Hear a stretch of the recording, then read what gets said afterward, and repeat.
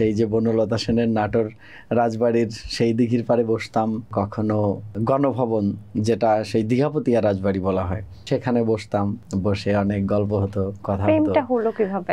প্রেমটা হলো কিভাবে, মূলত আমার তো প্রেম করার মতো সাহস নেই। আচ্ছা, মানে আমি তাকে প্রপোজ করব এই এনার্জি, এই সাহস আমার হয়নি।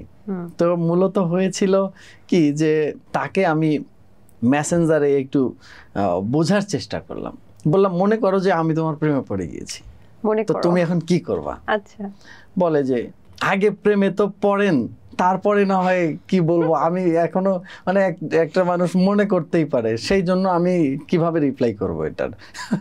তারপরে বললাম যে ধরো সত্যি সত্যি আমি প্রেমে পড়ে গিয়েছি, আমি তোমাকে প্রপোজ করলাম, তুমি কি করবা?